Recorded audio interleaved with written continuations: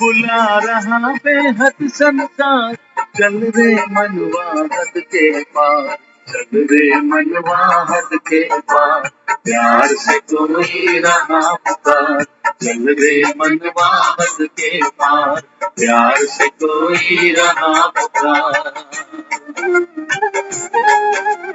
चल रे मनवा चल रे मनवा चल रे मनवा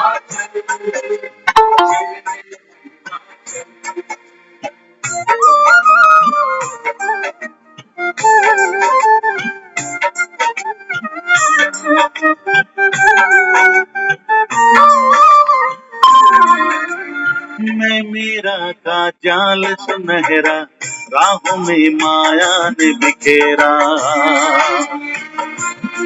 हाँ मैं मेरा का जाल सुनहरा, राहों में माया ने बिखेरा। सच तो यहाँ कुछ भी ना तेरा,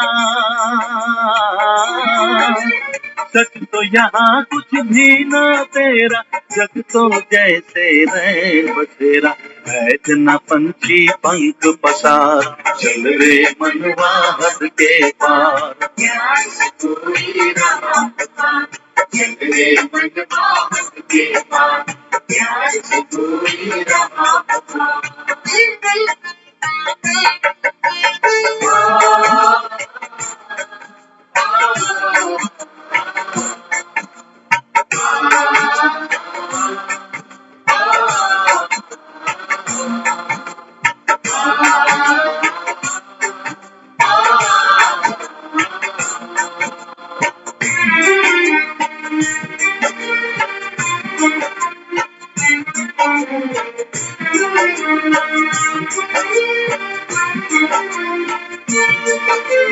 खेल यहाँ पे तूने खेला, अब तो चलना तुझे अकेला। ओ खेल यहाँ पे तूने खेला, अब तो चलना तुझे अकेला। छोड़ जगत का सकल झमेला, छोड़ जगत का सकल झमेला, कर ले प्रभु से मंगल मेला, देख तुझे वो रहा निहार, चल रे मनवा हद के पार, प्यार से कोई रहा पुकार, चल रे मनवा हद के पार, प्यार से कोई रहा पुकार। चल रे मनवा चल रे मनवा चल रे मनवा चल रे मनवा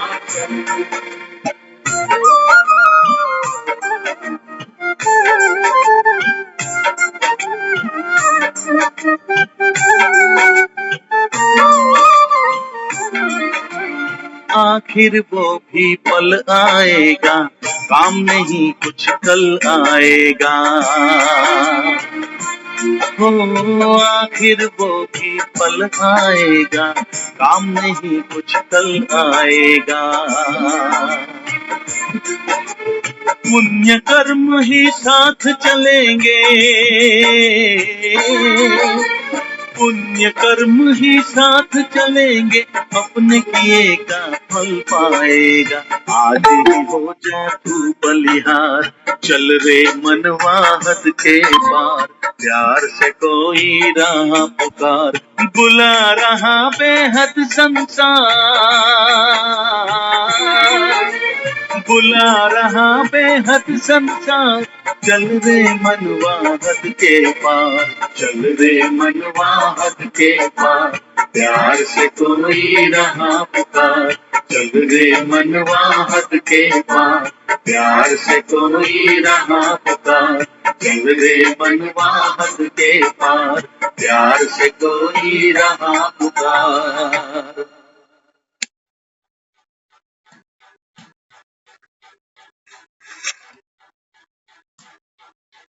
ओम शांति।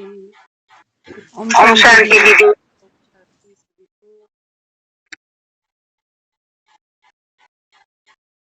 चल रे मनवा हद के पार, प्यार से कोई राह पुकार।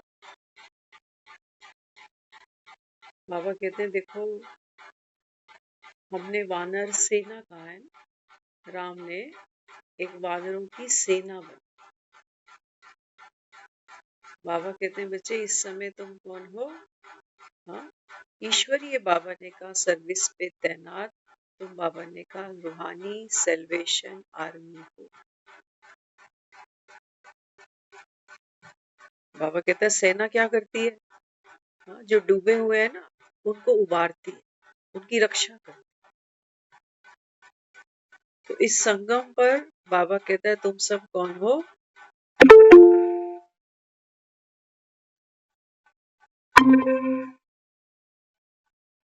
बाबा कहते हैं आप रूहानी सेल्वेशन आर्मी हो।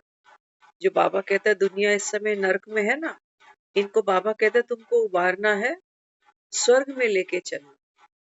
बाबा कहता है तुम्हारी बुद्धि में हर समय क्या होना चाहिए कि हमको कौन बैठ पढ़ाता है, कौन गाइड करता है हमको, राम सेतु कौन बंधवाता है? स्वयं ईश्वर। बाबा कहता है भक्ति में तुमने मुझको भगवान कहा, ईश्वर कहा, लेकिन बाबा कहता है कोई रस नहीं था उसके, कोई बॉन्डिंग नहीं थी। बाबा कहता है उसमें। अब जब संगम पर बाबा कहता है तुम मुझे बाबा कहते हो ना, बाबा कहता है इस समय मैं तुम्हारा बाप भी प्रैक्टिकल हूँ, तुम्हारा टीचर भी प्रैक्टिकल हूँ।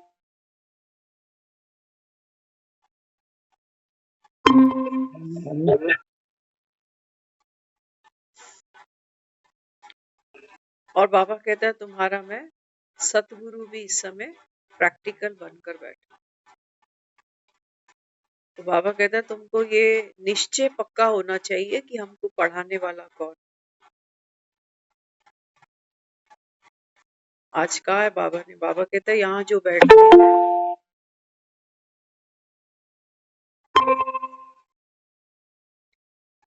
बाबा कहता है 100% निश्चय किसी का भी नहीं है कि भगवान बैठ पड़ा। कईयों को बाबा कहता है 80% है, कईयों को 50% निश्चय है, कईयों को बाबा कहता है वो भी नहीं।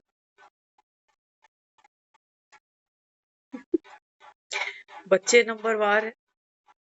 बाबा कहता है अगर कोई ये सोचता भी है कि मुझे तो पक्का भरोसा है कि भगवान पढ़ा रहा है, बाबा कहता है फिर वो माया बीच बीच में विघन डालती है अपनी।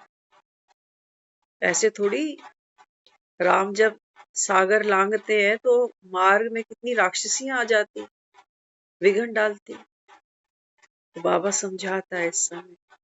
बाबा कहते हैं बच्चे आप कौन हो इस समय? रूहानी सेल्वेशन आर्मी। इस समय बाबा कहता है भारत क्या बना हुआ है? नर्क बना। बाकी ऐसा नहीं है कि कोई सागर में डूब गया है और तुमको उबारना है। जैसे तुम कहते हो ना द्वारका जो थी वो सागर के नीचे डूब गई। बाबा ने कहा नहीं, भारत की बात है, नर्क में गिर जाना अर्थात डूब जा। तो बाबा कहता है ये एक ही ऐसा सत्संग है जहां रूहानी बाप बैठ रूहानी बच्चों को पढ़ाता। बाबा कहता है ये एक ही ऐसा सत्संग है जहां मैं आकर अपने बच्चों को क्या शिक्षा देता हूँ? देही अभिमानी बनो, अपने को आत्मा समझो। बाकी बाबा कहता है दुनिया में जितने भी सत्संग होते हैं, बाबा कहता है पहले तो वो सत्संग है ही नहीं। सत्य तो एक राम ही है ना। जब तक बाबा कहता है मैं ही नहीं बैठूं बीच में तो सत्संग किस बात का? सत्य तो है ही नहीं बीच में।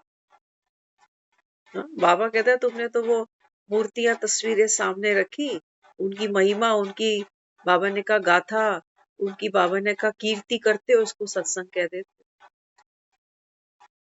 हो। उनका यश गाते हो और खुद को अपयश दे रहे होते हो कि हम तो दीन भी हैं, दुखी भी हैं, मूर्ख भी हैं, फलगामी भी हैं। तो बाबा कहता है सत्य का संग तुम्हें कहाँ लगा? तुम तो और मैले होते जा रहे। बाबा कहता है ये एक ही ऐसा सत्संग है जहां मैं तुमको मनुष्य से देवता, प्रमोशन, 21 जन्म का वर्षा तुम्हारे लिए लेके आए। दुनिया में तो बाबा कहता है दुनिया बेटों को वर्षा देती है, बेटियों को देती ही नहीं। कहते हैं पराया धन है। और बाबा कहता है यहाँ देखो, मैं कन्याओं के द्वारा, माताओं के द्वारा सत्युग के गेट खोल रहा हूं।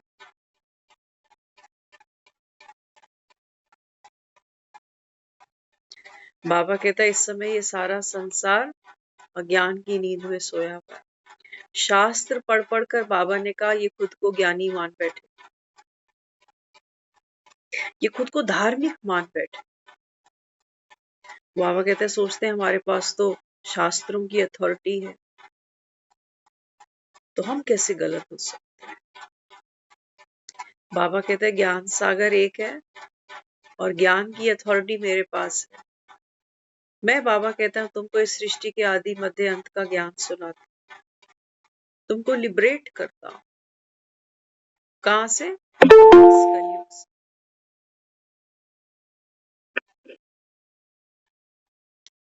मैं ही तुमको मुक्ति देता हूं।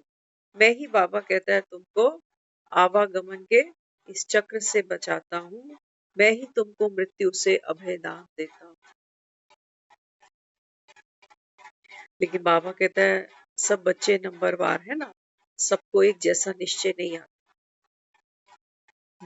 तो बाबा कहता है ये शास्त्रों के धनी बनकर बैठे, तो सोचते हैं हम तो सब कुछ जानते हैं, हम तो पंडित हैं। तो बाबा कहते हैं बच्चे शास्त्रों को पढ़ने से कोई लाभ हो?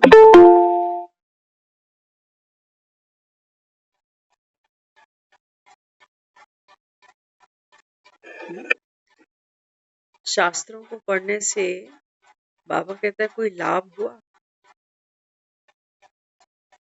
कहते हैं गांव में एक आदमी था, वेला ही था बस। गांव भर की जितनी वो 100-200 गायें जाती थी ना जंगल पानी चरने के लिए, चारा चरने के लिए, उनको ही गिनता रहता था कि 100 चली गई, 150 चली गई, 200 चली गई। और शाम को कागज पेन लेकर गिनती कर रहा होता था कि कितनी वापस आ गई। अभी 100 वापस आ गई, अभी 150 वापस आ गई। हिसाब किताब रोज लगाता था। उसकी पत्नी ने एक दिन उसको कहा कि तुम मूर्ख तो नहीं हो गई? बोला क्या हुआ? कहते ये जितनी 100-200 गायें रोज जाती हैं, इनमें एक भी तो हमारी नहीं। और तुम कितनी मगजमारी कर रहे होते कि 2 कहाँ रह गई, 3 कहाँ रह गई, एक भी तो हमारी नहीं। हमें क्या मिलना है? जाती है तब गिनती होती है, वापसी करती है तब गिनती होती है, बकायदा कागज कलम लेके बैठ जाती। एक भी तो गाय हमारी, हमें क्या मिले? लेकिन क्या करे, जितनी देर वो कागज कलम वो गायों को गिनता है, देखता है, उतनी देर उसको लगता है कि जैसे 200 गाय मेरी ही है। दूध नहीं मिलता इन गायों से उनको, बस हाँ थोड़ी सी देर का अहंकार पाल लेता है कि मैं 200 गायों को देख रहा हूं, आते जाते इनकी गिनती कर रहा हूं। गायों को पता भी नहीं बेचारी हूं। बाबा ने कहा बच्चे यही तो तुम्हारे शास्त्र थे। तुम्हारे थे, तुम्हारे थे, किसी के थे? किसी ने अपने जीवन के अनुभव वहां लिखे हैं और तुमने उनको पढ़ना, कंठस्थ करना शुरू कर दिया। एक भी गाय का दूध तो तुम्हें मिला और तुम ये सोच रहे हो कि मैं तो इतना जानता हूँ, 200 गाय है, रोज रोज जानता हूँ इनको, ये काली है, ये बूरी है, ये गोरी।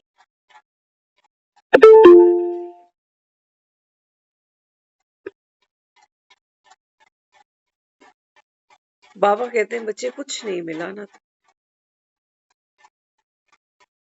कोई ताकत नहीं बढ़ी, कोई स्वाद नहीं चखा। हाँ, जिस दिन वो एक गाय कम हो जाती है ना, उस दिन तुम दुखी जरूर हो रहे होते हो कि जो शास्त्र में 20 साल से 25 साल से रोज पढ़ता आ रहा हूं, आज नहीं पढ़ पाया। आज कुछ काम निकल गया, आज अस्पताल चला गया, आज बीमार हो गया, आज गाय की गिनती नहीं कर पाया। जिस दिन शास्त्र नहीं पढ़ पाते उस दिन तुम दुखी हो जाते।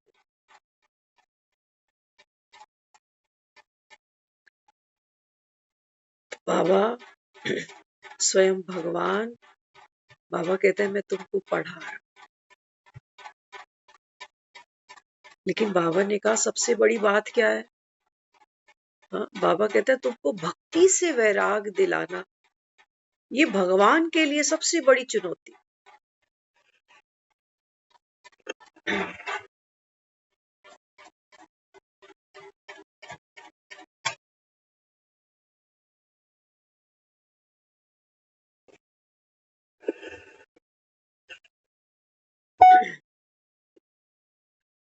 बाबा कहते हैं तुम इस समय इतने धार्मिक बन चुके हो, कलयुगी धार्मिक।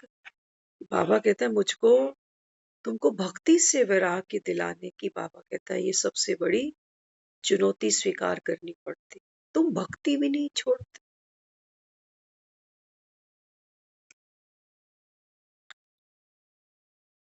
एक दार्शनिक था, फिलोसोफर था, एक गांव में पहुंचा। उस गांव के लोगों को देख के बड़ा हैरान हुआ। गांव के तकरीबन लोग, किसी का एक हाथ नहीं है, किसी का एक पाँव नहीं है, किसी की एक आंख नहीं है। बड़ा हैरान हुआ। उसने गांव के लोगों से पूछा आखिर बात क्या है? मैं जिसको भी यहाँ देखता हूँ किसी के भी अंग पूरे नहीं है यहाँ। किसी की आंख नहीं है, किसी का हाथ नहीं है, किसी का पाँव नहीं है, किसी की जीभ नहीं है, कोई बोल ही नहीं पा रहा। बस ये छोटे छोटे बच्चों को छोड़ के। ऐसा क्यों? तो गांव के कुछ लोग, कुछ तो बेचारे बोल ही नहीं सकते थे, जिनकी जीभ नहीं थी। कुछ अपाहिज से थे, जिनकी का हाथ नहीं, किसी का एक पाँव नहीं। तो उसको वो गांव के एक मठ में लेके गया, जहां एक पत्थर के ऊपर ये गुदा हुआ था, लिखा हुआ था। कहते हैं ये पढ़ो आप, क्या लिखा है इसमें। तो उस पत्थर पे लिखा हुआ था कि वो जीव जो गलत व्यवहार करे, ऐसी जीव को काट डालना चाहिए। ऐसी जीवा को काट डालना चाहिए जो गलत व्यवहार करे, गलत भाषा यूज करे। क्योंकि तुमको अगर स्वर्ग जाना है ना, तो स्वर्ग में पूरे शरीर को दुख पहुंचे, उससे तो अच्छा ऐसी जीभ को ही निकाल दो। तो ये पढ़कर बहुत से लोगों ने अपनी जीभ काट दी, क्योंकि इनको धार्मिक बनना, इनको स्वर्ग जाना। वहां शिलान्यास पे लिखा हुआ है कि ऐसा ऐसा अगर दाहिना हाथ कोई कर्म करता है जिससे जिससे तुम्हारे भाग्य में दुख पैदा हो, ऐसा कर्म ना करो। इसके लिए क्या करो, ऐसा हाथ ही काट दो। तो बहुत से लोगों ने अपने हाथ काट दिए, क्योंकि इनको धार्मिक बनना, स्वर्ग की यात्रा कर। शिलान्यास पर लिखा हुआ कि ऐसे पांव को काट देना चाहिए जो पांव आपको गलत मार्ग में लेके चले। तो लोगों ने अपने पांव काट दिए। वहां लिखा है ऐसे मार्ग में नहीं चलो। ऐसी आंख फोड़ देनी चाहिए जो मार्ग में आपको बहकाए। तो लोगों ने शिलान्यास को पढ़ा, शास्त्र समझकर, विद्वानों की दी हुई वो मार्गदर्शिका समझकर कि अगर हमको स्वर्ग जाना है, धार्मिक बनना है, तो ये अंग हमको गलत मार्ग की तरफ लेके चलते हैं ना, तो इन अंगों को फिर काट ही देना चाहिए।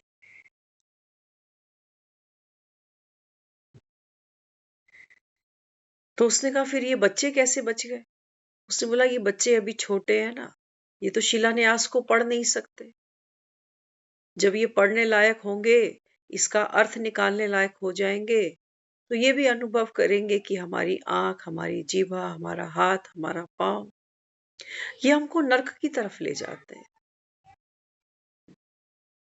तो जब ये समझदार होंगे, तो वो जो फिलोसोफर था, वो जो दार्शनिक था, वो जल्दी ही उल्टे पांव उस गांव से वापस निकल आया। वो बोला, ना तो मैं छोटा बच्चा हूं, मैं शिलान्यास को पढ़ भी सकता हूं और इसका अर्थ भी बखूबी जानता हूं। तो शास्त्र क्या करते हैं? ये शिलान्यास, ये पत्थर पर जो लकीर है, ये क्या करती है इंसान के साथ? हम इसके अपने ही अर्थ निकालते हैं, है ना। हम गीता पढ़ते हैं, हम हिंदू बन जाते हैं। हम कुरान पढ़ते हैं तो हम मुसलमान बन जाते हैं। हम कहाँ धार्मिक बने?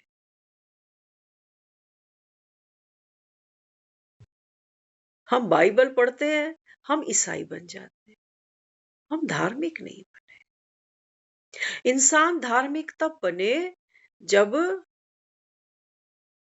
स्वयं को पढ़े। स्वयं को पढ़ने से वो गीता, वो बाइबल, वो कुरान, वो गुरु ग्रंथ साहिब समझ में आ जाएगा कि ये सब इशारा कर रहे थे। उंगलियां अलग अलग थी लेकिन चांद एक ही था। उंगलियां अलग अलग थी, है ना। कोई उंगली से अगर चांद की तरफ इशारा करे तो उंगली उंगली का भेद हो सकता है। किसी की उंगली बहुत खूबसूरत हो सकती है, किसी की कुरूप हो सकती है।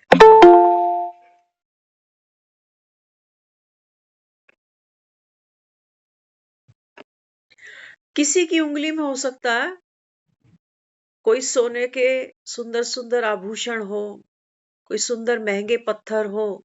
किसी की उंगली केवल नग्न हो सकती है। किसी की उंगली काली हो सकती है, किसी की उंगली गोरी हो सकती है। उंगली उंगली का तो भेद है, लेकिन ये उंगली जिस चांद की तरफ इशारा करती है ना, उस चांद का कोई भेद नहीं। उस चांद का कोई भेद नहीं। तो बाबा कहते हैं, बच्चे ये शास्त्र क्या थे? ये इशारे थे बस। तुम धार्मिक बनने की तैयारी कर रहे हो। तुम तो उंगलियों को पकड़ के बैठ गए कि हम हिंदू हैं, हम मुसलमान हैं, हम सिख हैं, हम तो ये हैं, हम तो वो हैं। तुमने चांद तो पकड़ा नहीं, तुम तो उंगलियां पकड़ के बैठे। और क्या कहते हो? उंगली उंगली का भेद जानते हो।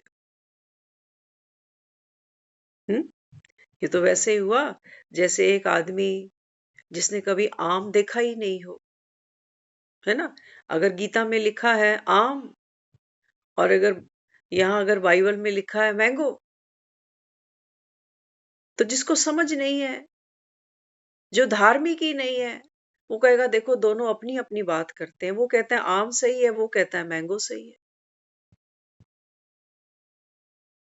लेकिन अगर विजडम नहीं है, वो समझ नहीं है, क्योंकि आम कभी खाया नहीं, कभी देखा नहीं, तो वो सही कह रहा है। फिर तो वो कहेगा कि नहीं, ये लोग तो बात करते हैं मैंगो की, वो लोग बात करते हैं आम की। तो दोनों में फर्क हो गया, उंगली उंगली का भेद हो गया। लेकिन जिसने आम देखा भी है, आम खाया भी है, वो क्या कहेगा? वो कहेगा भैया मैंने गीता पढ़ी, मैंने सोचा कुरान पढ़ लिया। अगर मैंने कुरान पढ़ा, सोचो मैंने बाइबल भी पढ़ा। धार्मिक बनना क्या था? कोई सर पे चोटी थोड़ी रखनी थी, कोई सर पे टोपी थोड़ी लगानी थी। पहचान बना दी ना आदमी ने। वस्त्र देखकर हम जज करते हैं कि ये कौन है। सरदार ने सर पे पगड़ी बांध ली, दस्तार सजा ली, पंडित ने सर के ऊपर चोटी रख ली, मुसलमान ने टोपी बांधनी शुरू कर दी।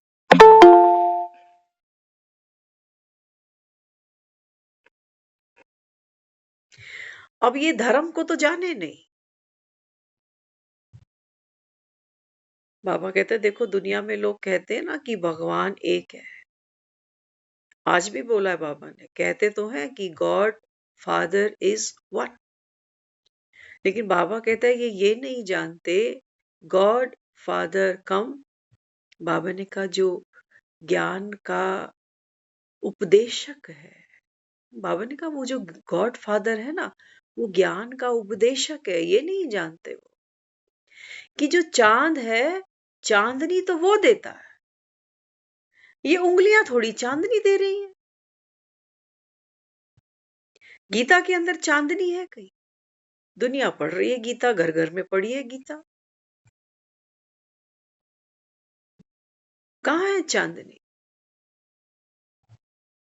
कहाँ है चांदनी? दुनिया जाती है, रोज नमाज पढ़ती है, 5 नमाज अदा करती है, कहाँ है चांदनी?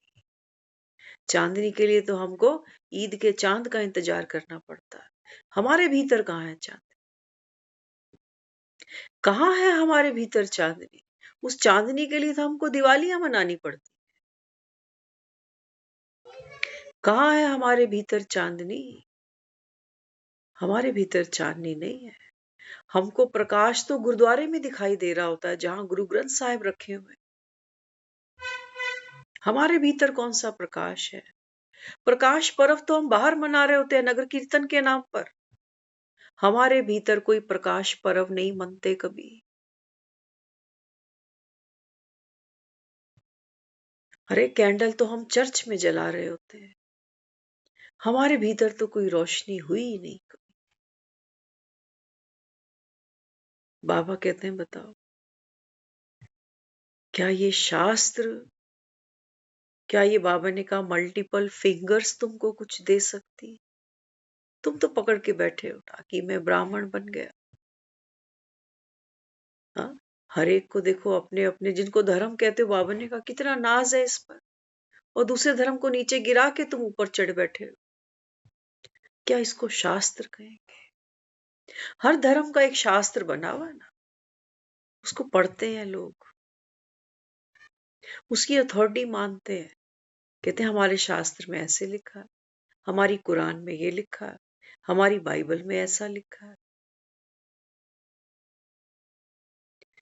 बाबा कहते हैं बच्चे, ज्ञान सागर मैं हूं, चांद मैं हूं, सूर्य मैं हूं। मैं आता हूं तो बाबा ने कहा यहाँ सितारे पलट जाते, युग पलट जाते हैं मेरे आने पर।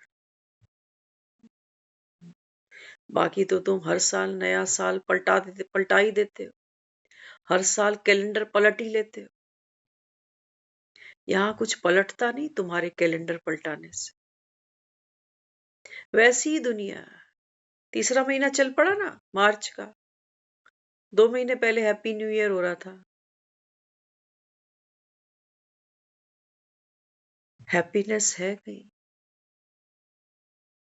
1 जनवरी की हैप्पीनेस है बस हमारे पास। तब हमने नए नए सपने गढ़ दिए थे कि नया साल आ रहा, आज के बाद में अब रोना धोना बंद। मेरी भी जिंदगी अनमोल है, मुझे भी हक है जीने का। मैं अच्छे से जीऊंगा, रहूंगा, खाऊंगा, पीऊंगा, समय पे सोना, समय पे जागना, अच्छा खाना, अच्छी बात करना, अपनी हेल्थ को देखना। कुछ भी नहीं है। बाबा ने कहा जैसे तुमको शमशानी वैराग आ रहे होते हैं ना थोड़ी देर के लिए, हमारे अपने भीतर, हमारे अपने भीतर कोई प्रज्ञा नहीं है, कोई ऐसी हैप्पीनेस नहीं है हमारे भीतर जो बाहर की स्थितियों पर, व्यक्तियों पर निर्भर ना हो। हमको तो समय पलट जाता है बस, हमको तो लोग पलट जाते हैं बस, हमारे पास अपनी कोई समझ, कोई सूझबूझ नहीं है, या नहीं? हमको तो वक्त पलटता है।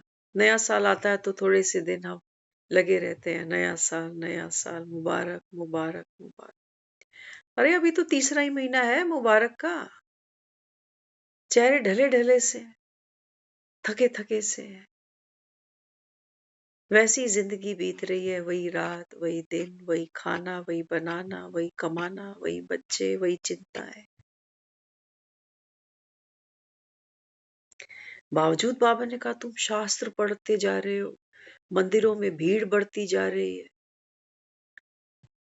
बाबा ने कहा तेरे भीतर कहीं प्रकाश, कहीं वो चांद की चांदनी कहीं दिखती नहीं मुझे।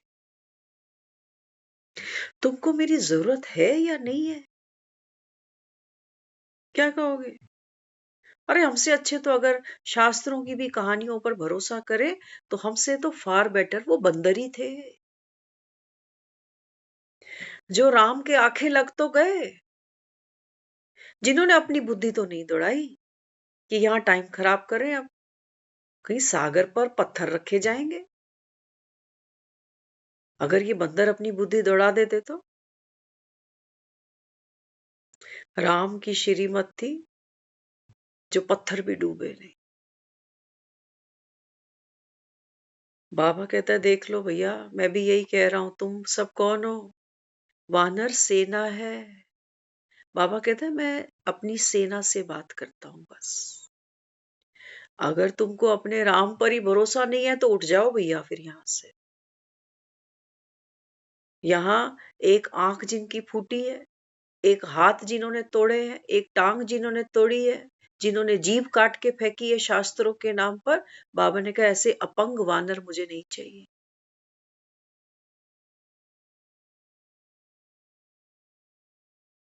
स्वस्थ वानर चाहिए मुझे, जिनकी बाबा ने कहा बुद्धि के ढक्कन खुले पड़े। देख लेना, शास्त्र अगर पीछे छूटे तो बाबा कहता है फिर छूटेगा। बाबा ने कहा अब घर जाना है ना। बाबा ने कहा जहां जहां तुम्हारी प्रीत है, जहां जहां तुम्हारी आसक्ति है, वो सब बाबा ने कहा मैं तोड़वाऊंगा। कोई उंगली अगर तुमने पकड़ रखी है गीता की, कुरान की, बाइबल की, कोई माला अगर तुमने पकड़ रखी है, कोई गले में कंठी अगर तूने बांध रखी है, बाबा ने कहा मुझे ये सब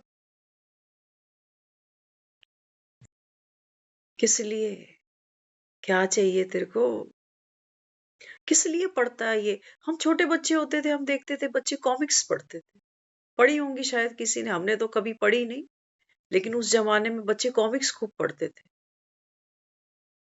हम्म।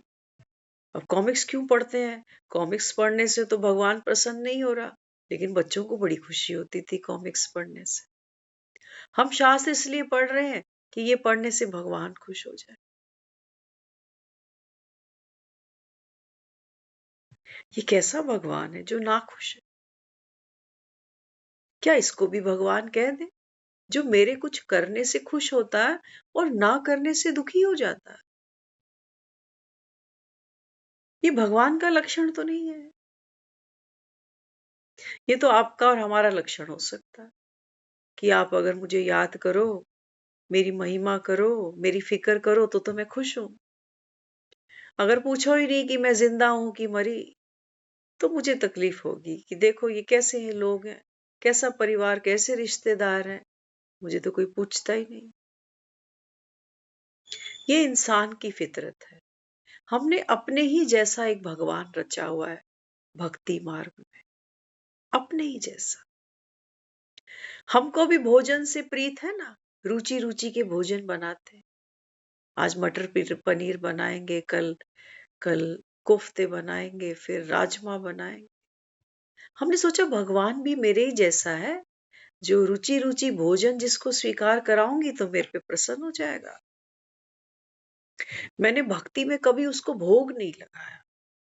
ये संस्कार है नहीं जैसे अंदर पड़ा हुआ, ट्रिगर भी नहीं होता। थाली खाली हो जाती है तब याद आता है कि अरे फिर कहते चलिए बर्तन ले जा अभी।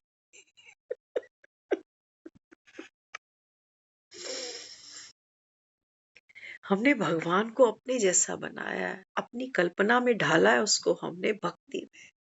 हमको भी अच्छे कपड़े पहन के बड़ी खुशी मिल रही होती। हम भी ले जाते हैं माता के दरबार में नई नई चुन्नियां, ठाकुर जी के सुंदर सुंदर दुशाले पोशाके, कि ये पहना दूं तो शायद प्रसन्न रहेगा। बाबा कहते मेरे पास दे ही नहीं है, तू मुझे क्या खिला रहा है, क्या पहना रहा है, वास्तव में तो तू खुद को ही खुशी दे रहा होता है। जैसे वो बच्चे होते हैं ना, वो गुड्डे पटोलों से खेलते हैं। अब गुड्डे पटोलों में जान थोड़ी पड़ी है, लेकिन उनसे खेल खेल के बच्चे खुश हो जाते कि मेरी गुड़िया, मेरी गुड़िया। हम भी कहते हैं मेरा कान्हा, मेरा कान्हा, मेरी माता रानी, मेरा बजरंग बली, मेरा साईं बाबा। इन बेचारों को तो पता भी नहीं कि तुमने इनके नाम क्या रखे हैं। ये नाम भी हम नहीं रखे हैं इनके। शिरडी वाले बाबा, क्योंकि शिरडी में दिखा ये तो शिरडी वाले बाबा। नाम नहीं पता इसका, शिरडी वाले बाबा। बाबा ने भी आज याद किया ना बाबा हमको। कोई शिरडी का बाबा है तो कोई कहाँ का बाबा है। बाबा कहते हैं बच्चे ये जो मैं मुरलियां सुना रहा हूं ना, ये बाबा ने कहा ये जो गांधारियां हैं ये कानों में भी रुइयां डाल के पड़ी हैं, ये सुनती ही नहीं है। वो मगन है अपने शास्त्रों के साथ। कोई मौन व्रत रख कर बैठा है कि हफ्ते में एक व्रत मौन रखने से क्या होता है, शांति मिलती है। कभी रख के देखना मौन व्रत। मैंने कभी रखा तो नहीं है, लेकिन मुझे आइडिया लगता है। सोचो अगर मैं एक टाइम फिक्स कर दूं कि 4 घंटे 5 घंटे 12 से लेके 6 तक 5 तक मेरा मौन है ना। अब इन 5-6 घंटों के गैप में बहुत कुछ होगा। कोई फोन, कोई कॉल, किसी का आया किसी का गया, किसी ने कुछ पूछा किसी का कुछ। तो कई लोग पता क्या कर रहे होते हैं, मुख से तो नहीं बोलना लेकिन कागज पर लिख लिख कर देते जा।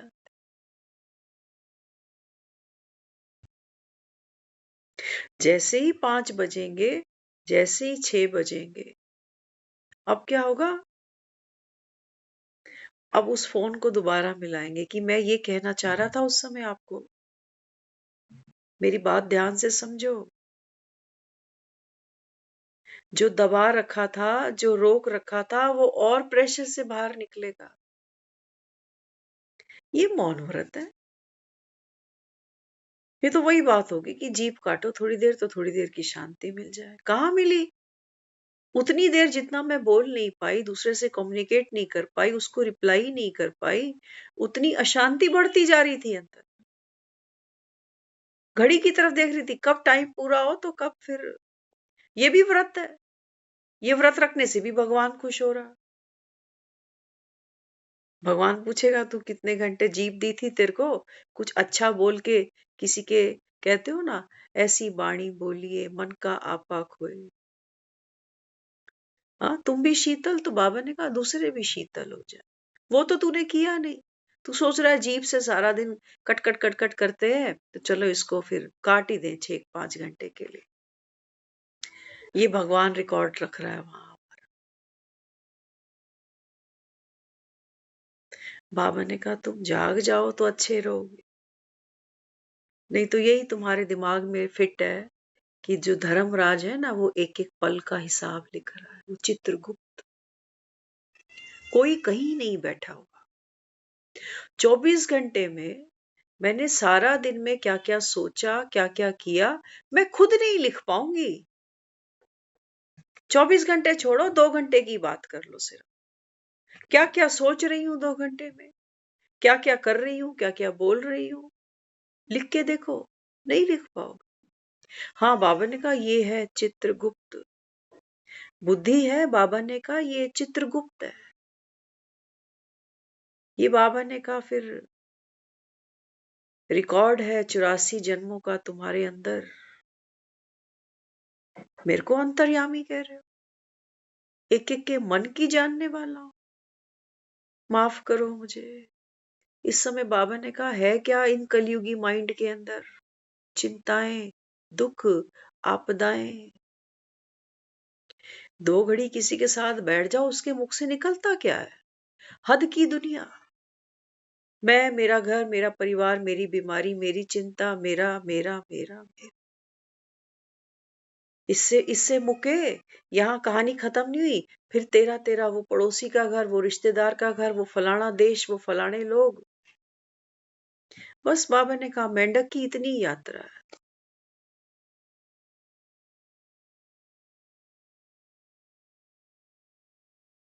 धृतराष्ट्र अंधे है तो गांधारियां अंधी बनेंगी। तुम्हारी भी गलती नहीं।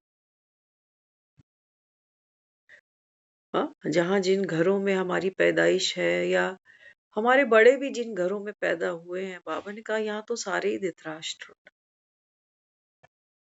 आज कोई बता रहा, कहने लगे, कहते हैं देखो हम तो ये सोचते हैं अपने बारे में कि अपनी जिंदगी का शटल हम खुद गिराए,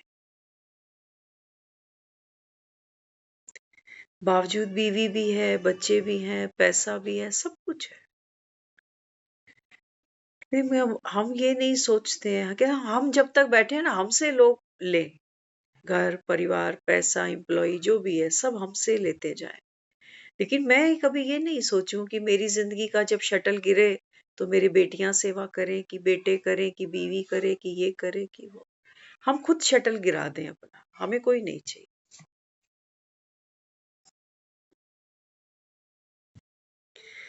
देखो जो दुनिया ज्ञान नहीं सुनती ना, इनमें इनके अंदर भी कुछ कुछ क्वालिटी बाप जैसी है, क्योंकि हैं तो उसी के ही बच्चे सारे। मैंने कहा आप वो बीज हो, बीज की वजह से पेड़ है, छाया है, सुख है, फल है। बीज दे रहा है, लेकिन बीज कभी भी छाया नहीं लेता, फल नहीं लेता। कितनी प्यारी आपके अंदर ये क्वालिटी है।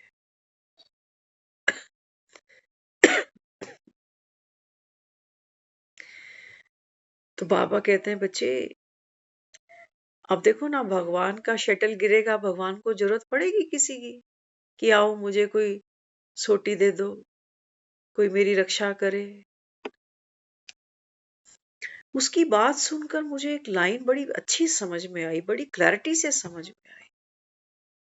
मैंने कहा ये थोड़ा अभी ये सोच रहा है कि शटल बंद हो जाना माना कि ये शरीर किसी की सेवा ना ले, या मैं अंत समय तक अपने इस शरीर को इतना ध्यान दूं कि चलते फिरते निकलूं, मुझे किसी की हेल्प ना चाहिए, बावजूद पैसा भी हो, है ना। तो देखो पैसा भी होता है तब भी सफरिंग तो आदमी भोगता ही है ना शरीर से। ये थोड़ी कि पैसा है तो सफरिंग भी दूसरे भोगे, है ना। सफरिंग तो हमारी है क्योंकि देह हमारी हो।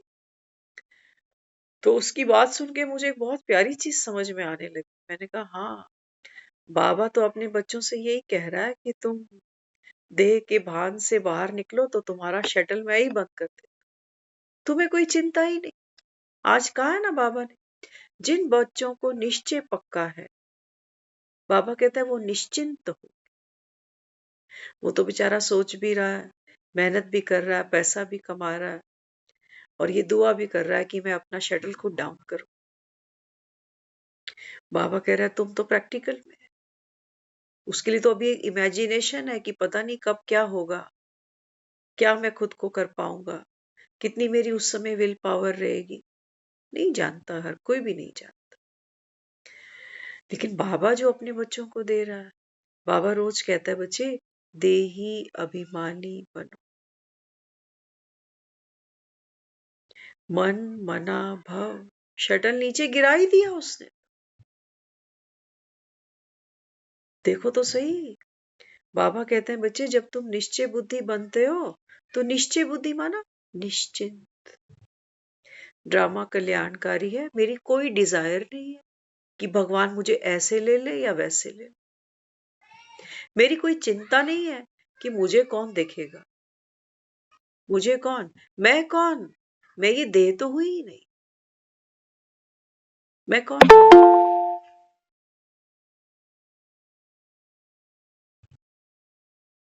आज बाबा ने कहा ना, जो साक्षी है वो सदा हर्षित है।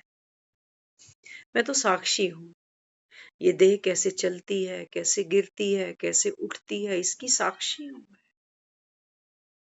तो बाबा कहते हैं जिनको निश्चय पक्का है वो निश्चिंत है, और जो निश्चिंत है बाबा ने कहा उनको चिंता नहीं हो सकती ना फिर कोई। हाँ, जैसे बाबा कहता है ना, लाइट हाउस क्या करता है। हाँ, बाबा कहता है जहां लाइट हाउस है वहां बाबा ने कहा फिर माया चोरी नहीं कर सकती। जैसे किसी घर में अगर लाइट जलती हो तो वहां चोर नहीं जाते, कहते यहाँ तो लोग जाग रहे होंगे। अंधेरे में जाते हैं चोरियां कर।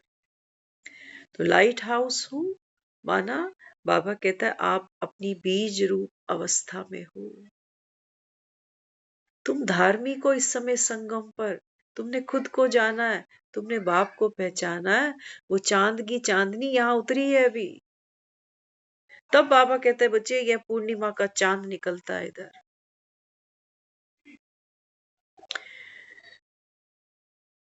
लेकिन बाबा कहता है तपस्या है तुम्हारी, ऐसे चांद नहीं निकल आते एक मुरली सुनने से।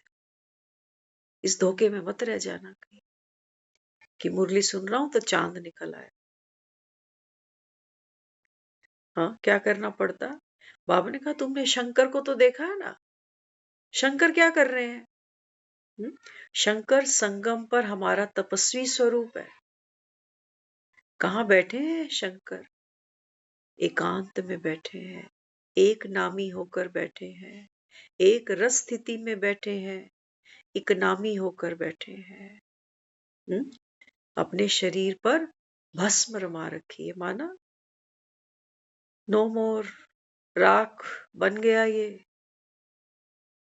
अभी शरीर के सुख, वो खाना, वो बढ़िया स्वादु भोजन, वो वस्त्र, केवल क्या है? बाबा ने कहा तीसरी आंख खुल गई, आ गई प्रलय इस पुरानी दुनिया में, सब गया ही पड़ा है। त्रिकालदर्शी त्रिशूल साथ लेकर बैठा है, आदि मध्य अंत को देख रहा है। अंत के बाद उसको दिखाया है ना, तीसरी आंख खुली है तो माथे पे क्या है? आधा चांद दिखाया है, जैसे अमावस का चांद। ये स्थिति है इस समय हमारी। बाबा कहता है जब तुम इस समय संगम पर बाप से मिलते हो तो तुम्हारी स्थिति कैसी है? अमावस के चांद की तरह। लेकिन तुम्हारी भी तपस्या है कि ज्ञान का तीसरा नेत्र खुला रहे। ये देह बाबा कहता है बच्चे, ये तो केवल बाबा ने कहा तुम्हारे रहने का, बाबा ने कहा ये एक स्थान बनाया है मैंने। कैसे बैठा है शंकर धुनी जमाए हुए। हाँ, बाबा ने कहा जब आप एक रस स्थिति में बैठते हो, अपने को आत्मा समझते हो, तो विकारों के सांप, बाबा कहता है फिर विषैले हैं। वो मृत्यु का कहते ना काल सर्प। ये बाबा ने कहा तुम्हारे लिए अब कोई डर का विषय नहीं बचा। ये तो तुम्हारा, बाबा ने कहा मैंने गले में जैसे सांप को लगाया, मतलब श्रृंगार कर दिया कि देखो इसकी ज्ञान की तीसरी आंख खुली पड़ी है। कोई काल सर्प नहीं, कोई काल नहीं, कोई मोह का सर्प नहीं है, कोई लोभ का सर्प नहीं है जो आत्मा को डस सके, विषैला कर सके। आप, बाबा ने कहा, पुण्य आत्मा बन गए। क्यों? क्या है? सर पे गंगा है, गंगा। पतित पावन बाप की कृपा इस समय हम आत्माओं के ऊपर बरस रही है। बागंबर के ऊपर आसन जमाए बैठा है। बाबा ने कहा बच्चे, अहंकार तुम्हारे आसन बन जाते हैं जब तुम्हारा ज्ञान का नेत्र खुल जाता।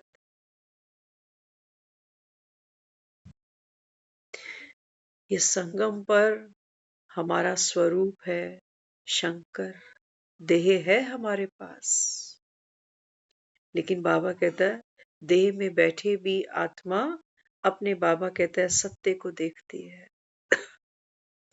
ये माया के 5 विकारों से डरती नहीं है अब। उनसे बाबा कहता है तुम्हारा श्रृंगार हुआ पड़ा है। मायापति बन रहे हो ना, प्रकृति पति बन रहे हो, तो तुमने प्रकृति इस शरीर को भी जीत लिया। माया, वो जो बाबा कहता है विकार थे, काम क्रोध लोभ मोह, उनको भी जीत लिया। प्रकृति पति तुम, मायापति तुम। तभी तो बाबा कहता है तुम सतयुग की राजधानी। तभी तो जाओगे, जब तक मरोगे नहीं तब तक स्वर्ग कैसे चढ़ जाओ। तो ये जो पुरानी दुनिया है, देह की दुनिया, देह के आकर्षणों की दुनिया, बाबा ने कहा बच्चे तुम्हारा ज्ञान का तीसरा नेत्र खुले तो बाबा कहता है फिर तुमको वो दिखाई देगा जो संसार में किसी को नहीं दिखता। बाप समान बाबा ने कहा तू आत्मा है, मैं भी निराकार हूं, तू भी निराकार है, लेकिन माया आएगी, ये सांप कहीं तुझे डसने ना बैठ जाए, नीलकंठ बनना पड़ेगा।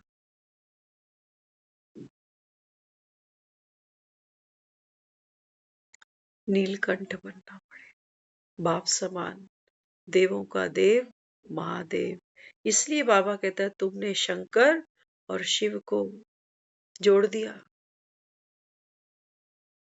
मेरा तो शरीर ही नहीं है, मैं तो सदा शिव हूं। लेकिन संगम पर बाबा कहता है तू आत्मा, देह होते सोते भी बाबा कहता है बाप समान बनने का पुरुषार्थ करती है। इसलिए बाबा ने कहा तुम भी आत्मा अपनी सूक्ष्म स्थिति को अनुभव करते हो। ये है बाबा ने कहा संगम पर तेरा और मेरा संगम। मृत्यु का भय है, लोग तो शंकर को याद कर रहे होते हैं, महामृत्युंजय जाप कर रहे होते हैं, क्यों ऐसा क्या कर लिया इसने? बाबा कहता है ये तुमको तुम्हारी देह राख दिखाई देती है कि नहीं? दुनिया की तो पोटलियां देखते हो जा जाके कि आत्माराम दिखाना जरा इसका, देखते हो ना, नंबर दे रहे होते हैं उन पोटलियों को जा जाके, वो आत्माराम तो उसका मिला ही नहीं। कहते हैं बहुत समय से बीमार था, दवाइयां चल रही थी, आत्माराम एक्सपायर ही हो गया, निकला नहीं। कईयों के निकल गए, कहते हैं थोड़ा काला था, माना आत्मा थोड़ी मिलावटी राम थी। बाबा ने कहा ये आत्मा तुम पोटलियों में भर भर के ले जा रहे हो हरिद्वार, इनकी मुक्तियां कराने के लिए तुम मुक्ति करा रहे हो, तुम खुद मुक्त हो, तुम दान कर रहे हो किसी को 10 रुपए, अरे तुम्हारी जेब में 10 का नोट हो तो सही, तू मुक्त नहीं है, तू रो रहा है दहाड़े मार मार के, तुझे लग रहा है कि तूने अस्थियां परवाह करी तो फलाना मुक्त हो गया। वाह भाई वाह, जियो मेरे राजा। ये शास्त्रों की पोथियां पढ़ पढ़ के मुक्तियां नहीं मिलती, बात तो तुम्हें लगेगी बुरी, अंदर अहंकार जागेगा। हमारा बाप अगर यहाँ बैठा हो ना अभी, तो मेरे तो मुंह को तो भी ताला लगा दे।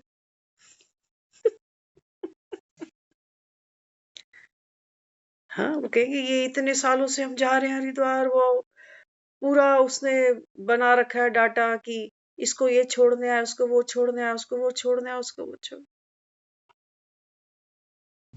हम एक बार गए थे उसके पास, हमने कहा हमें पुरानों के तो नाम नहीं पता, शायद 4-5 पीढ़ियां हमारे फादर को पता है, उसके पीछे की तो उनको भी नहीं पता।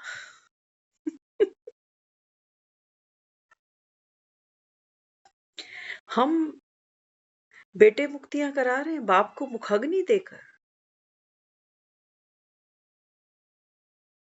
और इनको मुक्तियां इनके बेटे दे रहे हैं। सारी दुनिया मुक्त होती जा रही है अपने अपने बेटों के, अपने अपने पोतों के हाथ से, तो भगवान की क्या लोड़ पड़ गई फिर? तो शास्त्र तुम्हारे हाथ में, गुणी निधान पंडित तुम्हारे पास, गंगा तुम्हारे पास बह रही है, पोते तुम्हारे पास, दोते तुम्हारे पास, बेटे तुम्हारे पास, फिर तुमने राम को क्यों कष्ट दिया, बुलाया उसको किस लिए?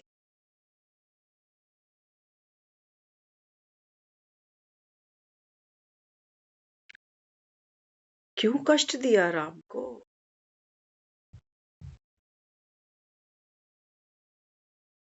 आपको लगता होगा ये सब जो मैं बोल रही हूँ, मुझे मालूम था ये सब मैं बोलने वाली हूँ, नहीं।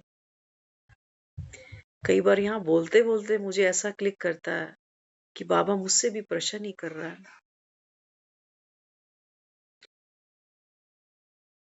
सोचने की बात है ना कि सारा साजो सामान तो मैंने सजाया है अपनी मुक्ति के लिए। मेरे पास मेरा बेटा भी है, पति भी है। लोग कहते हैं पत्नी अगर पति के हाथों से जाए तो सीधे स्वर्ग जाती। सोचो, अब जिनके पति पहले चले गए,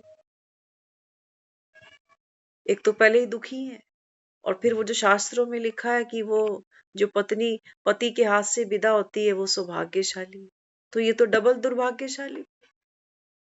इसीलिए बेचारी करवा चौथ रख रही होती कि तू बैठा रही हो, बैठा रही हो, बैठा, लेकिन वो पहले ही निकल जाए तो डबल दुर्भाग्य। अभाव में भी रोना पड़ेगा और मुक्ति तो मुझे मिलेगी नहीं क्योंकि तू तो पहले ही चला गया। तुम कहां सुखी हो? और ये बेटे तुमको मुक्तियां दे देंगे जो घड़ी देख के, टाइम देखकर 2 घड़ी बात करते हैं। बाबा ने कहा मुक्ति दाता तो एक ठेकेदार मैं हूं बस, मेरे पास देह नहीं है, बाकी तो बाबा ने कहा सबके पास देह है। एक बेटा विदेश में बैठा पहुंचता नहीं है संस्कार करने के लिए, क्या कहोगे? वो पहुंचता नहीं बेचारा, और पहले ही अगर निकल जाए तो फिर तो तुम्हारा जो बना बनाया चोपड़ा था, सारा प्लान सारा फेल हो गया। वो जिनके पास बेटियां हैं वो कहां जाएंगे? वो तो स्वर्ग नहीं चढ़ पाएंगे क्योंकि हमें क्या है, बेचारे की बेटियां ही हैं बस है। मैं तो कईयों को बोल जाती हूँ, मैं तूने मोती दान करे, तेरे पास छोरा नहीं, ये तो छुरियां चलती। बोल जाती हूँ मैं तो कईयों को जिनके पास बेटियां ही हैं, ठीक है भैया, अपना राम राज्य में रहोगे, किसी को देख देख के किलसोगे नहीं। बाबा कहते हैं ये दुनिया दुख धाम है क्योंकि तुम सब अज्ञान में पड़े, लेकिन मैं करूं क्या? बाबा कहता है तुमने बाबा कहता है कानों में रुई भी क्या बोलूं मैं। बाबा कहता है शास्त्रों ने तुमको बहरा कर दिया, बहरे हो गए।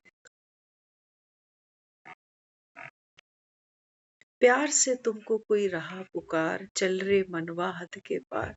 तुमको मेरी बात समझ नहीं आती ना, तुम मगन हो बस अपने में, अपनी देह, अपना घर, अपनी इच्छा, अपने दुख, अपने दर्द।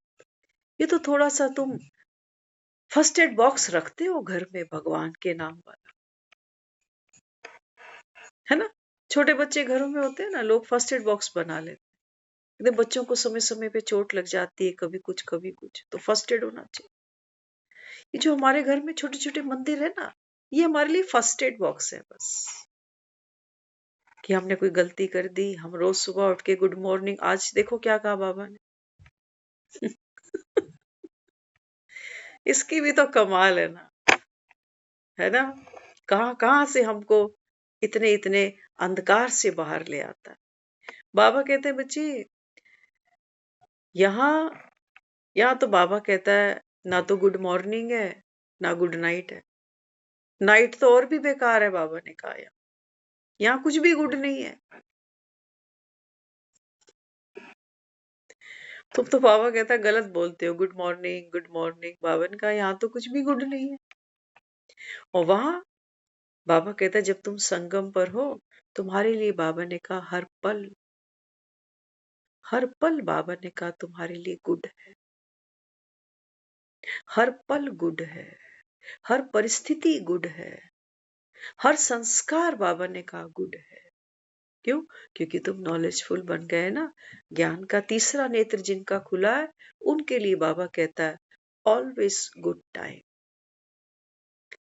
बाबा कहते हैं बाकी दुनिया, वो बेचारे वैसे ही बोलते हैं good morning good night good evening, है ना?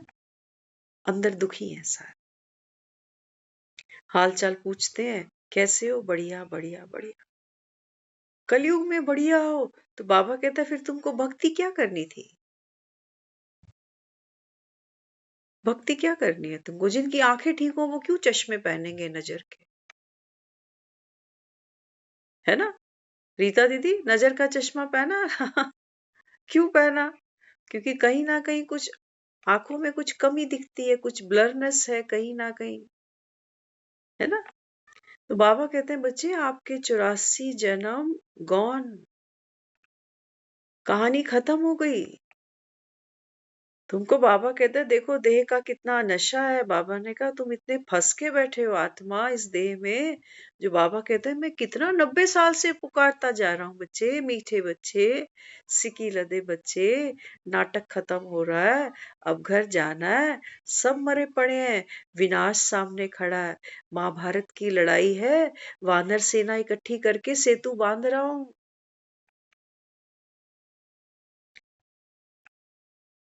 लेकिन बाबा कहते हैं माया ऐसी है। तुमको बाबा कहता है मृत्यु भी दिखाई नहीं देती, दूसरे की दिखती है। दूसरे की उम्र का तकाजा लगाते हैं कि बूढ़ा हो गया, खुद को लगता है कि हम खुद को संभाल लेंगे, अपना शटल खुद नीचे कर लें। बाबा कहता है तुमको शटल बंद करने की भी चिंता नहीं, ड्रामा फिक्स्ड है, कल्याणकारी है। Not even a single thought, मरे ही पड़े हैं।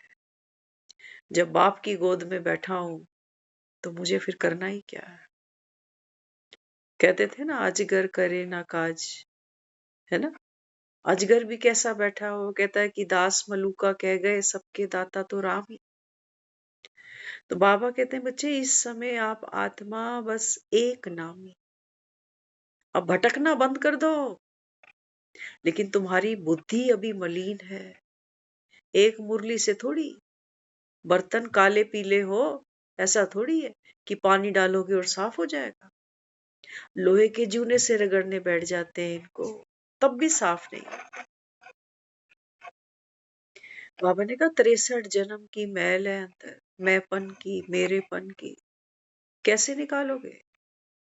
जितनी निकालते जाओगे उतना बाबा ने कहा ये मैंपन बड़ा हो जाएगा और कालक थुकती जाएगी, क्योंकि मैं और बड़ा होता जा रहा है कि मैं कर रहा हूं, मैं ही करूंगा, मैं ही शटल बंद करूंगा।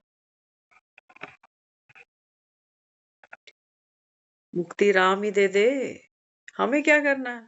जब तू ही ठेकेदार है तो फिर मैं क्या करूं। बच्चा हूं ना तेरा, बस मेरे लिए इतना काफी है। बच्चा हूं ना तो तू बस बाप बनकर, माँ बनकर, पिता बनकर आया ही इसीलिए है। तो अगला काम तो फिर तेरा ही है। Over to you. ये है बाबा ने कहा सच्चा समर्पण। भक्ति में ये समर्पण नहीं हो सकते। भक्ति में दुहाई है, भक्ति में दर्द है, पुकार है, अरदास है, प्रार्थना है, डर है। बाबा कहते हैं बच्चे यहाँ तो जीते जी बाबा ने कहा तुम मेरे बन गए, तुम माना, ये ममता तो उसकी नहीं बन पाएगी। नहीं नहीं, बाबा ने कहा मैं बात कर रहा हूं उस आत्मा से जो ममता का भी पार्ट खेलती है, वो मेरा बच्चा है। उसको मैं कह रहा हूं कि तू वो शक्ति है जिसको तीसरा नेत्र है, जिसके पास वो विजडम है, वो चांद की चांदनी उसके पास है। उसको कह रहा हूं बच्चे ये मृत्यु की बदलियां, ये बीमारी के खौफ की बदलियां, ये तुझे नहीं ढक पाएंगी, तू तो मेरा बच्चा है। क्या ये निश्चय तुमको पक्का है। बाबा ने कहा देखो मैंने तुमको चिंताओं से मुक्त किया कि नहीं किया। लेकिन फिर बाबा ने कहा बच्चे सारा मदार किस पर है। सारा मदार बाबा ने कहा आपकी बुद्धि पर है। आपको ये निश्चय है कि मैं आत्मा हूं और वो जो मुझे इस समय पढ़ा रहा है वो मुझ आत्मा का पिता है। अगर ये निश्चय कच्चा है तो बाबा ने कहा फिर माया भी बीच में बैरिकेड डाल देगी। वो कहेगी मैं रोज तो मुरली सुन रहा हूँ लेकिन मेरी स्थिति तो अच्छी नहीं होती है, मेरा मूड खराब हो जाता है, मुझे चिंता हो जाती है, मैं परेशान भी हो जाता हूँ, बावजूद मैं मुरली रोज सुनता जाता हूँ उसके बाद भी। इसका मतलब ज्ञान का तीसरा नेत्र खुला नहीं।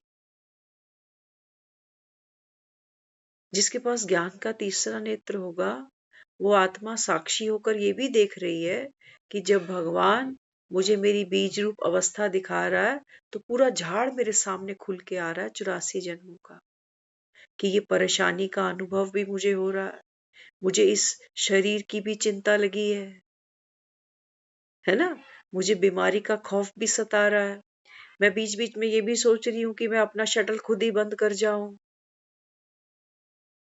आने दे। अरे पत्नी को आने दे, तब तो तू पति बने। पति कैसे बनोगे? पत्नी घर में आएगी तभी तो बनोगे।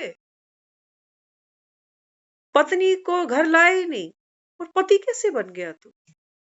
माया माया का पति बनने का दावा है तेरा। बाबा ने कहा माया पत्नी है, इसको आने दे। ये भी नाज नखरे दिखाए तुझे, कभी हैरान करे, कभी परेशान करे, कभी दुखी करे। तू साक्षी होकर इसके खेल देख। तो बाबा ने कहा बच्चे फिर तू मायापति है, इसके झांसे में आया ही नहीं। मायापति,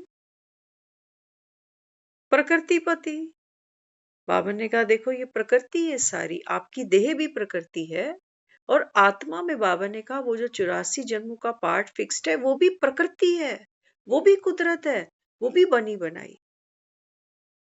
तुझे क्या करना है?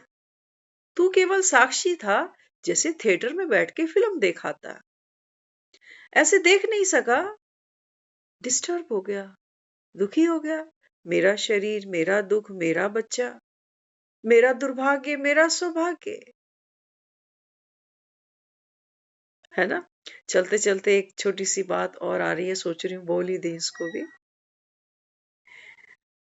हमने एक कविता पढ़ी थी कुछ समय पहले, आज भी शाम को रिपीट की थी किसी के साथ, अब फिर आ रही है, वो लिंक करती है यहाँ, है ना? माया, हमने स्त्री को भी माया माना, है ना? स्त्री को भी हम माया कह देते हैं, लेकिन ये वास्तविकता नहीं है। स्त्री माया नहीं होती है। कहते हैं ब्रह्मा ने जब भाग्य बांटा, है ना, भाग्य बांटा अर्थात बुद्धि बांटी, बुद्धि से ही भाग्य बनता है, बुद्धि से ही कर्म बनता है, कर्म से भाग्य बन जाता है। तो कहते हैं ब्रह्मा ने क्या किया, भाग्य बांटा संसार में। तो क्या देखा, कहते हैं केवल पुरुष थे, महिलाएं थी ही नहीं। तो ब्रह्मा जी को बड़ी हैरानी हुई कि भाई मैं तो भाग्य बांटने को आया हूं और यहाँ कोई भी महिला नहीं, सारे ही पुरुष हैं। उन्होंने बांट दी। अब स्त्रियों को जब पता चला कि सारा भाग्य, सारी बुद्धि जो है वो संसार में आदमियों को मिल गई, हम औरतें तो पीछे ही रह गई, तो उन्होंने भी ब्रह्मा के दरबार में जाकर चीख पुकार करी कि तू कैसा पिता है भाई, इनको तो सब कुछ दे दिया जो ऑलरेडी इतना दमखम रखता है, शरीर की पावर भी इनकी हमसे अधिक है, विवेक भी हमसे अधिक है, तो हमें कुछ तो दे। तो ब्रह्मा ने कहा तुम कहाँ सोई हुई थी? तो कहने लगी हम तो पार्लर में थी, ब्यूटी पार्लर में। हाँ, तो ब्रह्मा कहने लगे चलो कोई नहीं, मैं न्याय करूंगा तुम्हारे साथ। तो ब्रह्मा ने उन महिलाओं को कहा कि देखो, जब जब आप रोगी तब तब इनकी बुद्धि भ्रष्ट हो जाएगी। किनकी? पुरुषों की, जिनको मैंने बुद्धि दी है। यही वर्षा है भगवान का, है ना, ब्रह्मा के द्वारा हमको मिलता। तो कहने लगा जब जब तुम रोगी तब तक इनकी बुद्धि भ्रष्ट हो जाएगी। तो एक समझदार थी, क्योंकि विवेक मिल रहा है उसको भी ब्रह्मा से, तो कहने लगी कि हम तो, पहले उसने कहा कि तू जितना तुम हंसोगी तो ये फंसेंगे, कहते हैं ना हंसी तो फंसे। तो उन्होंने कहा कि तुम हंसोगी तो ये फंसेगा, इसकी बुद्धि भ्रष्ट हो जाएगी। तो एक ने कहा हम हंसती तो बहुत कम है, हमारा जीवन इतने दुख में, इतने दर्द में है कि हम रोती ज्यादा है। तो ब्रह्मा कहने लगे कि ठीक है, अगर तुम रोगी तब भी इनकी बुद्धि भ्रष्ट हो जाएगी। फिर एक महिला उठी, उसने कहा कि ना तो हम ज्यादा हंसते हैं ना रोते हैं, हाँ हम झगड़ा करने में हम महारथी। तो ब्रह्मा ने कहा ठीक है, जब जब तुम झगड़ा करोगी तब भी इनकी बुद्धि भ्रष्ट हो जाएगी। तो ब्रह्मा ने कहा मैंने तो न्याय कर दिया, इनको बुद्धि दी थी अब तुमको मैंने कहा है तुम जब हंसोगी तब इनकी बुद्धि भ्रष्ट होगी, रोओगी तब भ्रष्ट कर दोगी, लड़ाई झगड़ा करोगी तब भी भ्रष्ट कर दो। तो फिर लास्ट में ब्रह्मा जी कहने लगे कि मेरा अब पूरा न्याय हो चुका है। अब वो ये कहने लगे कि अगर, क्योंकि पुरुषों के पास बुद्धि है, अगर वो ये सोच ले कि स्त्री के तो मैं संपर्क में ही नहीं जाऊंगा क्योंकि ये हंसेगी, रोएगी, लड़ाई झगड़ा करेगी, तो वो तो कुंवारा ही रह जाएगा ना।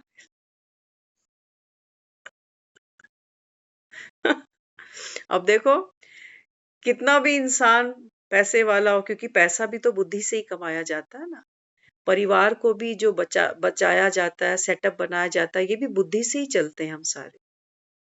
बिना इस पावर के कुछ भी नहीं है दुनिया में। ऐसा कोई भी इंसान हो जो बिना बीवी के चल जाएगा?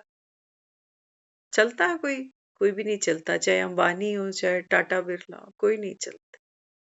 गरीब मजदूर भी बीवी रखे हुए। तो बाबा कहते हैं देखो माया, हर औरत रोती भी है, हंसती भी है, लड़ाई झगड़े भी करती है। बाबा ने कहा इस समय सारी दुनिया पतित है ना। तो बुद्धि तुमने कहाँ यूज करी? तुमने हद में यूज करी कि मैं कैसे सुखी हो जाऊं। अब बाबा ने कहा नहीं, आप अपने से नहीं, अब बाबा ने कहा पूरे विश्व का दायित्व आपके ऊपर है कि कलयुग से हमको बाहर भी निकलना है। और बाबा ने कहा फिर वो जो ये भारत जिसको कह रहे थे कि नर्क बन गया, अब बाबा ने कहा इसको स्वर्ग बनाने का जिम्मा भी आप वानर सेना पर है। तो वानर, बाबा कहता है इन बंदरों को मंदिर के लायक बनाने की ताकत किसकी है? बस एक राम की है। तो हमारा ये कितना बड़ा सौभाग्य है कि जो कहानियां हम पढ़ते ही आ रहे हैं कि ब्रह्मा ने भाग्य बांटा तो महिलाओं को क्या मिला? रोना, हंसना या झगड़ना। बाबा कहते नहीं बच्चे, ये मेरा वर्षा नहीं, ये तो बाबा ने कहा कलयुग की माया है।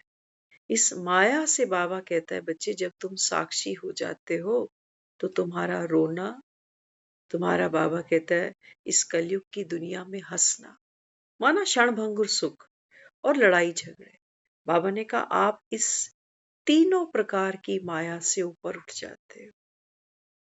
अब बाबा कहता है तुम इनके प्रभाव में नहीं आते हो। मन रो भी रहा है हमारा, मन हंस भी रहा है हमारा, और मन हमारा अंदर ही अंदर लड़ाई झगड़े भी कर रहा है संकल्पों की तलवारें चला चला के। बाबा ने कहा बच्चे जिनको ब्रह्मास्त्र है, कहते हैं ब्रह्मास्त्र से अचूक और कोई दिव्य शस्त्र नहीं बना संसार में। तो बाबा कहते हैं बच्चे जिनके पास ब्रह्मास्त्र है, माना जिनका आचरण ब्रह्मा के समान है, निराकारी, निर्विकारी, निरअहंकारी।